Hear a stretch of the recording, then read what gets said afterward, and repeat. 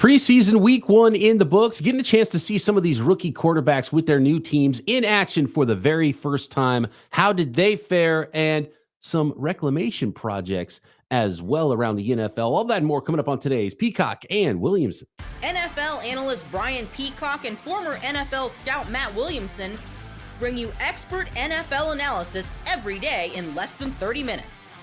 Get an inside look at the NFL on the field and in the front office with elite breakdowns to next-level analysis and in-depth information only for the real NFL fans. This is Peacock and Williamson, and it starts now.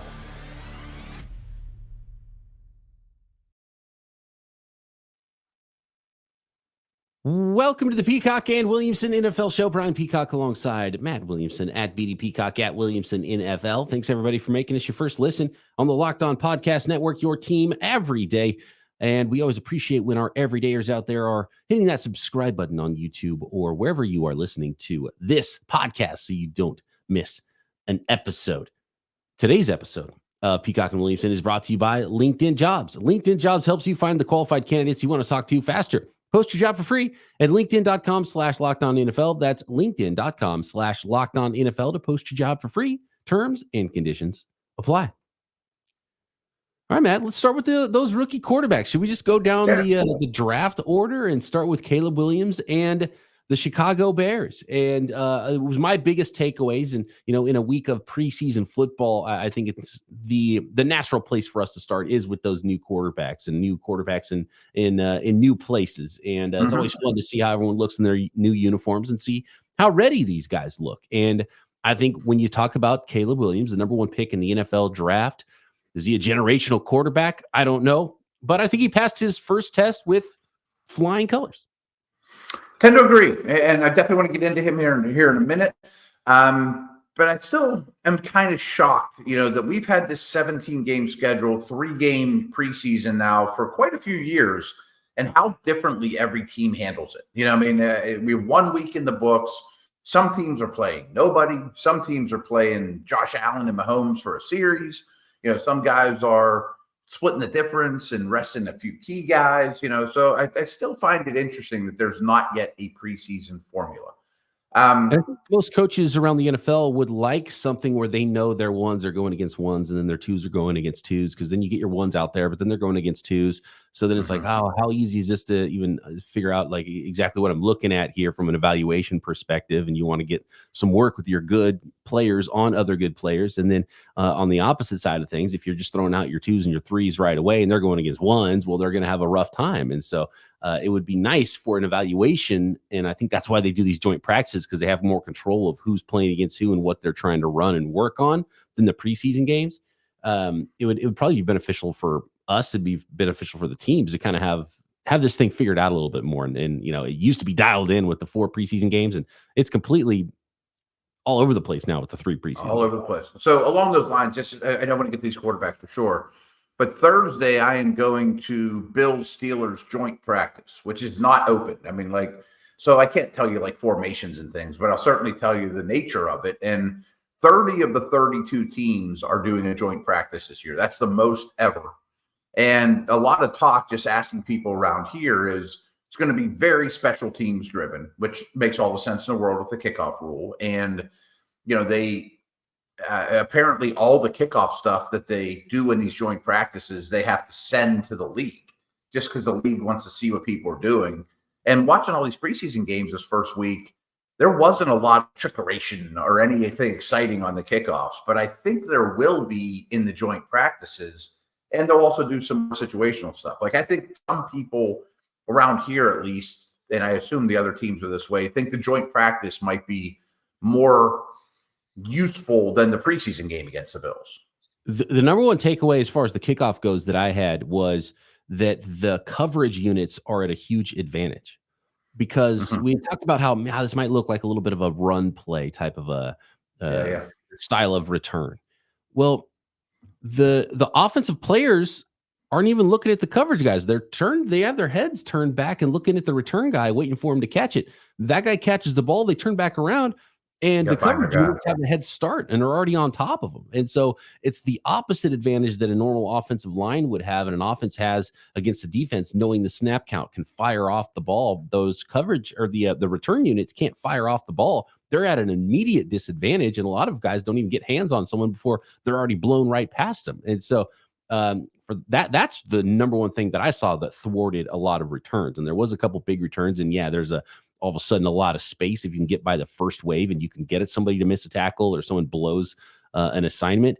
But for the most part, the coverage units were instantly on top of the returners, and they had trouble getting back to the 30-yard line.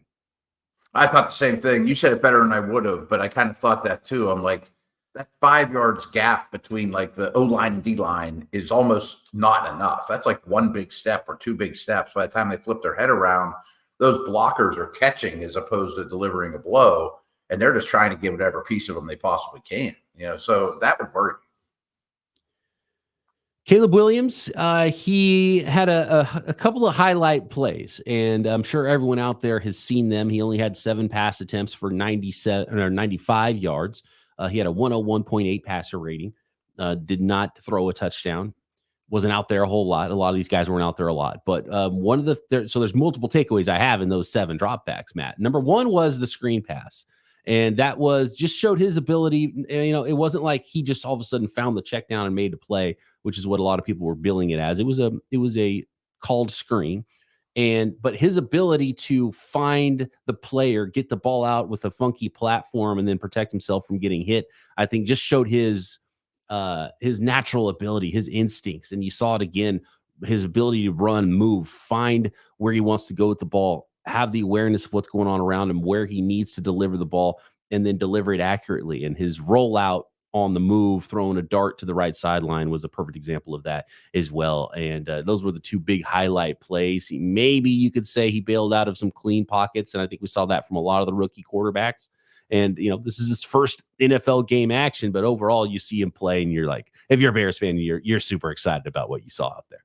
Yeah, well said. And I say this every year that what I'm looking for from the rookies in the preseason is just don't screw it up. Look like you belong. Get guys in and out of the huddle. Have a feel for the stadium and the play clock and the defenses, which are going to be very vanilla. And that's magnified in your first, preseason start for sure. Don't be jittery looking. Look like you have a command of what's going on. And watching Williams, I thought his spatial awareness as well as like body control and overall athleticism balance is pretty good. You know what I mean? Like he has a feel. Yeah. You want to make sure you see this college scouting report. Yeah. You saw everything in a very short amount of time with Caleb Williams and the arm and the athleticism, mobility, all those things. So big check mark for Caleb Williams and the Chicago Bears from preseason week number 1. Real quick note on the Chicago Bears. The second leading rusher in that game, do you know who it is? No. I'll give you a hint. I'll just tell you, Velus Jones, former wide receiver, now turned full-time running back, it looks like, for the Chicago Bears. Velus Jones had 6 carries for 34 yards and looked like a pretty natural. He had a touchdown, 5.7 yards per carry. It was second only to Ian Wheeler in yards per carry and in total yards rushing there for the Chicago Bears. So Velus Jones, maybe a new sort of a wide back or just pure running back for the Chicago Bears, trying to find a way to get their old draft pick who kind of failed out as a wide receiver on the field. It's funny. I just watched this player a minute ago right down the hill in Cordell Patterson. I mean, kind of like that sort of career path, not a real advanced route runner, but you just want him to have the ball and maybe just make him, Patterson's best year was as a running back. Falcons. Maybe he can do that type of thing. No doubt. Give himself a shot. We're seeing teams kind of have more flexibility in how they see play. Yeah. It has to be like, you're not a wide receiver, so see you later. And now he's a running back, so we'll see how that goes. As running backs go, you're a pretty good route runner. As a receiver goes, you're not good enough. All right. Thought that was an interesting note from the Chicago Bears. Next, we'll take a look at the number 2 pick in the NFL draft, Jayden Daniels. The number 3 pick, Drake May, didn't play a lot, but I've got some takeaways from the other quarterbacks as well, like J.J. McCarthy, Bo Nix, and some of the reclamation projects out there from top 10s of NFL drafts past. Next. Today's episode of Peacock and Williamson is brought to you by LinkedIn Jobs. LinkedIn Jobs is the place to go if you are hiring for your small business. And you can find the professionals you are looking for your team, the right professionals, faster and for free with LinkedIn Jobs. And LinkedIn isn't just some regular old job board. LinkedIn helps you hire professionals you can't find anywhere else, even those who aren't actively searching for a new job, but might be open to that perfect role. In fact, in a given month, over 70% of LinkedIn users don't visit other job sites. So to put it simply, if you're not using LinkedIn Jobs, you're looking in the wrong place. And 86% of small businesses find a hireable talent within 24 hours at LinkedIn Jobs. If only it was so easy for NFL teams to find that type of talent. So post your job for free at LinkedIn.com. That is LinkedIn.com/LockedOnNFL to post your job for free. Terms and conditions apply.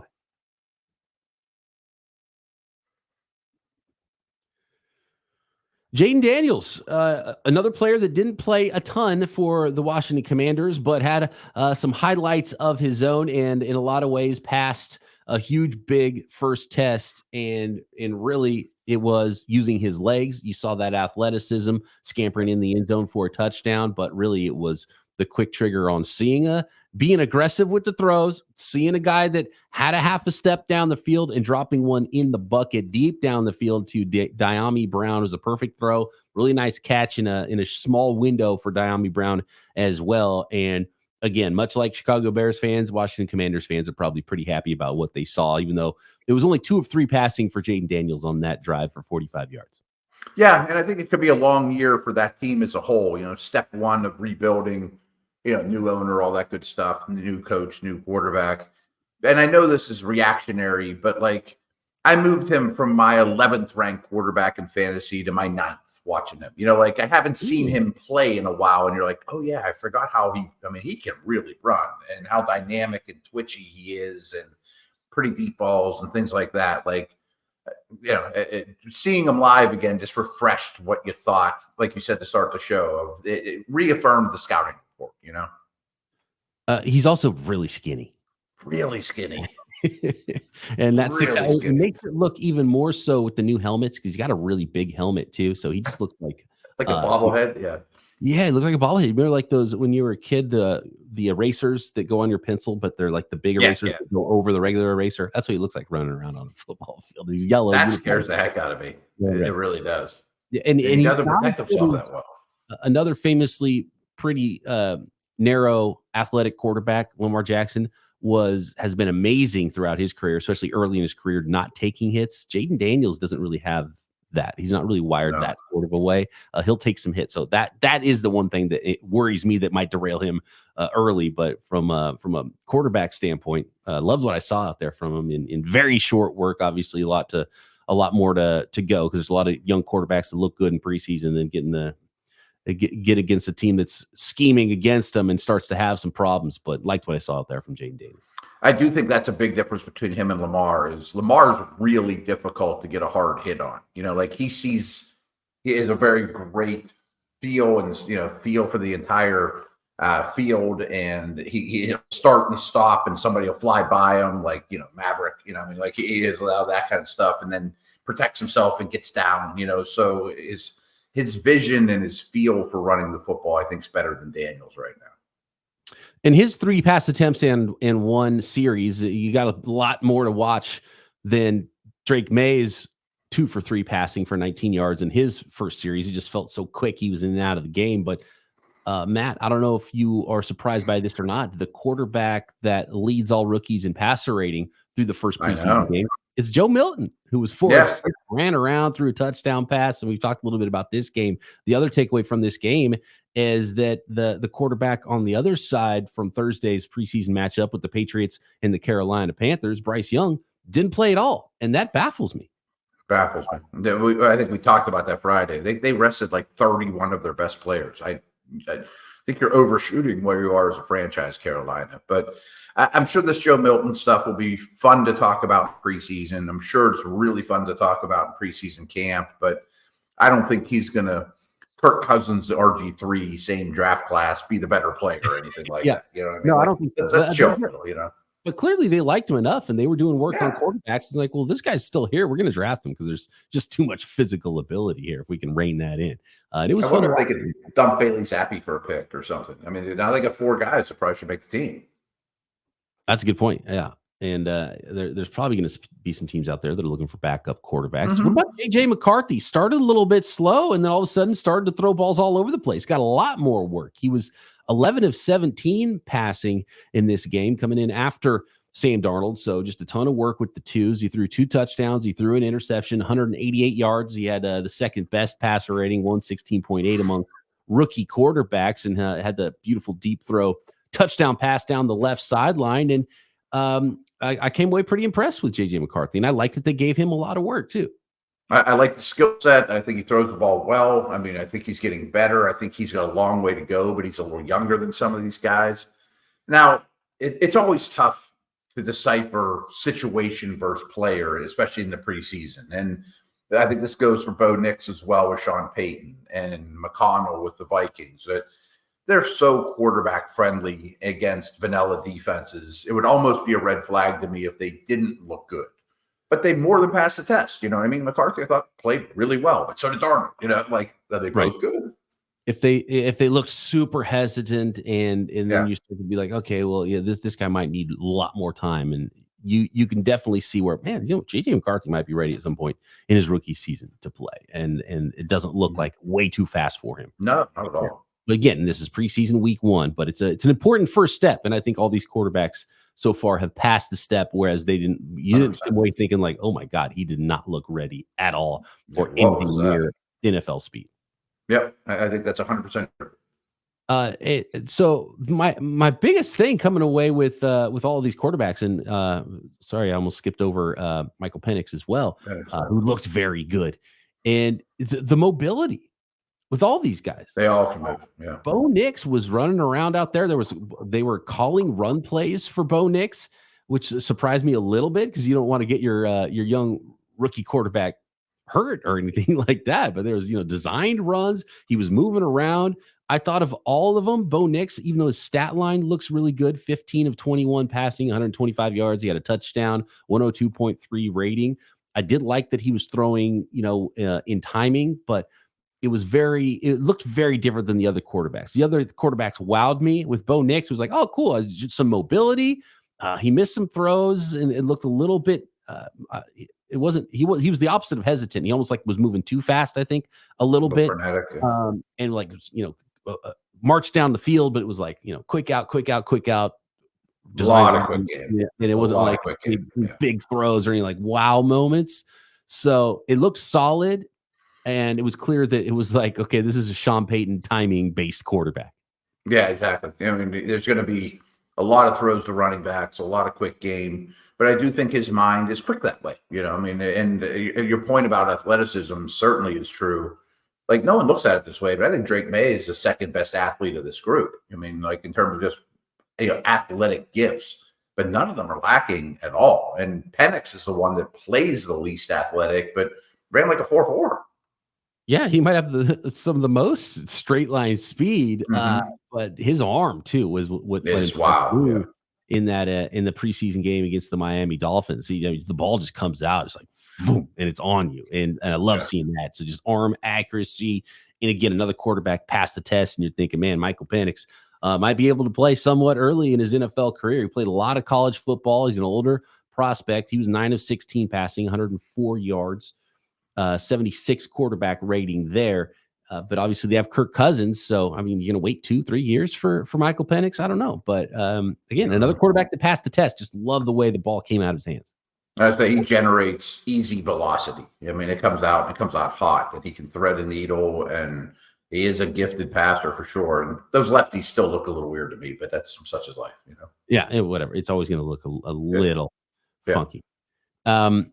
Next, I want to talk a little bit about some reclamation project quarterbacks, how they looked, if we can close the book, or is it still open for guys like Tre Lance and for Justin Fields and for Zach Wilson and some injuries. Darnold played well. I mean, he's older than those guys, but yeah, we threw him out there earlier talking Vikings, but he looked good. He's still a reclamation project. Is Jameis Winston a reclamation project? Like, when do you stop being a reclamation project? That's true. Yeah, I mean, when you're a top 3 draft pick, you can be a reclamation project you can make it a whole career of being a reclamation project. Right, and retire. All right, we'll get to all that and injuries from week 1 preseason next. This episode of Peacock and Williamson is brought to you by eBay Motors. Passion, drive, and patience. It's the formula for winning championships, and it's also what keeps your ride or die alive. eBay Motors has everything you need to maintain your vehicle and to level it up to peak performance with superchargers, roof racks, exhaust kits, LED headlights, and more. Whether you need something big or small, any part you're looking for, whether you're into speed, power, or style, eBay Motors has you covered. We're talking over 122 million parts for your number one ride or die. You'll always find exactly what you're looking for. And with eBay Guaranteed Fit, your part is guaranteed to fit your ride every time or your money back. Because with eBay Motors, you're burning rubber, not cash. With all the parts you need at the prices you want, it's easy to make your car into the MVP and bring home huge wins. Keep your ride or die alive at ebaymotors.com. Eligible items only. Exclusions apply. eBay Guaranteed Fit only available to U.S. customers.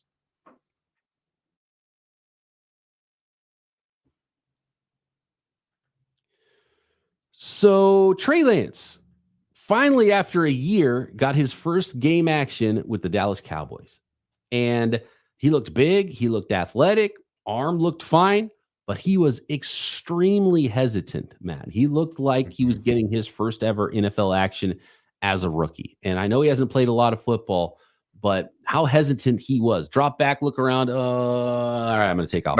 And he made some plays, but very few of his throws. And he played quite a bit for the Cowboys. I'll pull up his stats here in a second. Doesn't look like a lot's changed with him. Does that remind you of his first preseason Niner game? He looked even more hesitant than he had in the past. I know that was one of the big knocks. And that was one of the big things that the 49ers loved about Brock Purdy. He's like, man, he let it rip in practice. He doesn't, and he throws picks in practice, interceptions all the time. And it's like, he lets it rip. And D'Amico Ryans was saying about Tre Lance as a rookie. He was like, we're trying to work on things on defense. We need you to throw the ball. Let it rip, young man. And that was one of the things I think hindered him early. And they realized he was pretty far away from being ready. And he threw the ball 41 times here. So he got into a little bit more of a rhythm later. But, man, for the most part, what I saw from Tre Lance, it was just really hesitant in the pocket.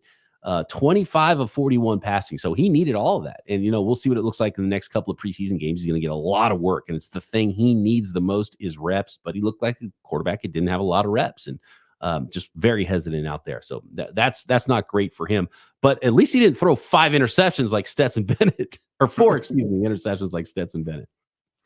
Yeah, and I often lump Fields, who we'll get to, and Lance together. But Fields has played so much more football, and I'm watching him every day. I'm seeing improvement. Where Lance, if you told me that was the first game he ever played in the NFL, I'd be like, oh, I believe it. And just like Caleb Williams or one of those guys.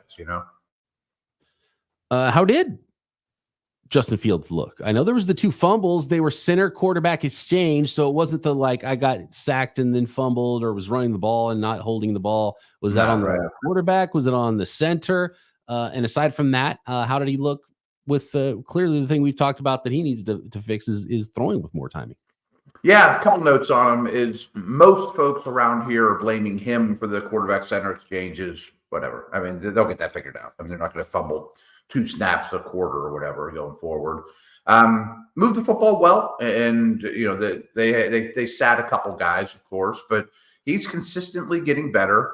He had 1 scramble. I wanted to say one thing I was looking forward to was I wanted to see like a designed run against a defense that's allowed to hit him.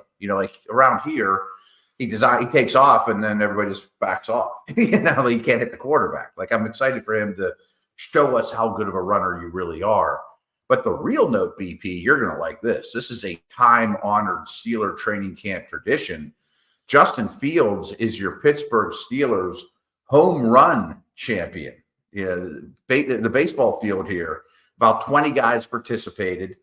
The whole world thought Russell Wilson, former major leaguer, it's him versus the field if you're taking bets. And the field, with an S on the end, end up outseeding beating Wilson in dramatic fashion. Wow. So Wilson's last at bat, Last at bat, BP crushes one down the left field line.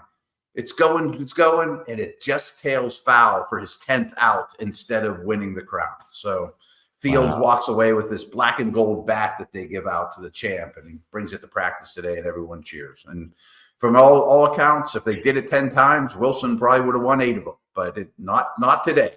Well, Wilson's further removed from his baseball experience than Justin Fields, and Fields was a big time baseball recruit back in the day. But he went further. I mean, I guess Wilson, if they were to do it again, Wilson would be the leader in the clubhouse. Like Ben used to win it every year. I mean, like there's a couple guys that just quarterbacks are good at it.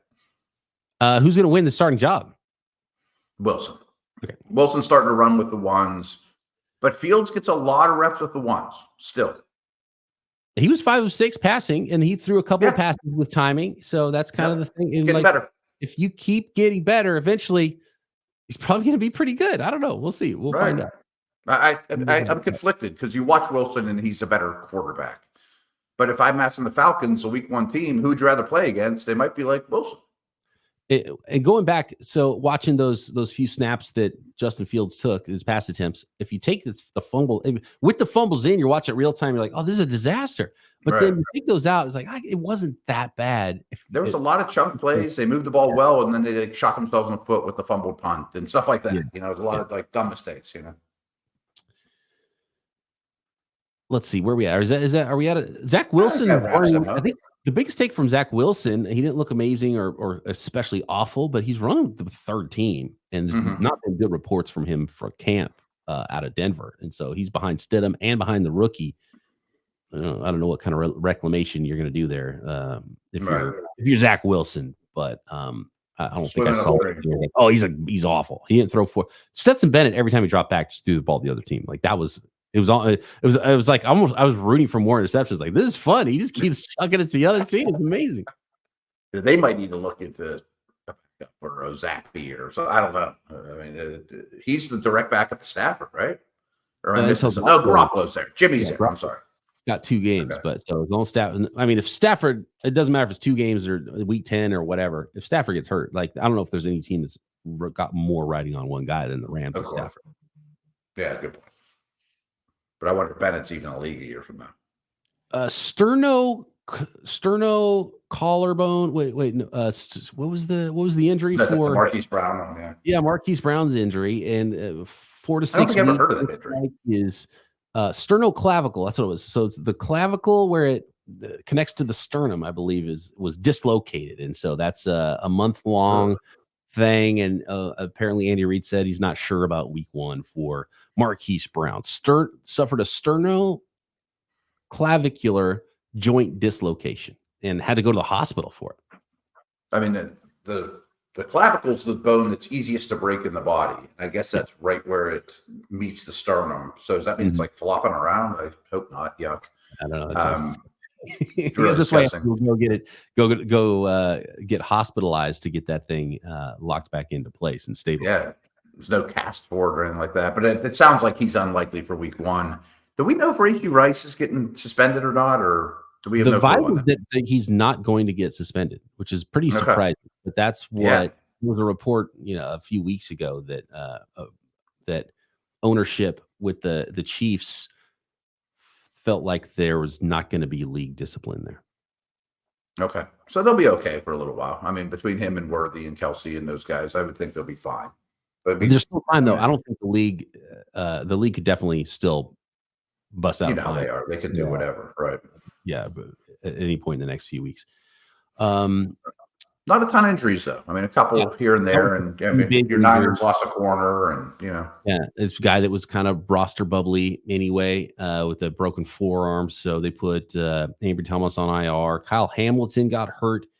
It was like a leg injury, non-specific, but sounds like avoided a huge scare. Yeah, so good news there for Kyle Hamilton. I don't know if all our listeners know this, but if a player goes on IR in camp, you're done. You go on IR forever now. It's not like the 6-week thing or all the different designations. If you IR from training camp, your season is over. Yeah, you have to make the roster first to go on IR. Mm-hmm. final 53, then you can go on IR to return. Right. So if you go on IR now, so a lot of times they'll hold. If something terrible happened to Pat Mahomes, they would make him make the 53 and really only keep 52 players. Yes. Put him on IR. You know what I mean? And then sign a guy to make the 53. Yeah. Yep. So there's some finagling there. Some other injuries that have happened before the preseason. Puka Nacua has been dealing with a knee injury. Justin Herbert has the plantar fascia. And then Dak Prescott apparently has an ankle injury. None of those, well, at least Prescott and Puka looks like not serious, should be ready to go to start the season. Justin Herbert still, we'll find out. But if he can go, he'll go in week 1. I'm sure. That one scares me, but the other ones, not so much. But brings us back to Lance. Like you said, Lance is going to play a ton in the preseason. Absolutely, and I'm here for it. He needs to play at least 3 quarters of the 4 quarters in all of those games, and rooting for him. Not firing, but he needs to see it. And he needs to let it rip. Let it rip, Trey. Let it rip. All right.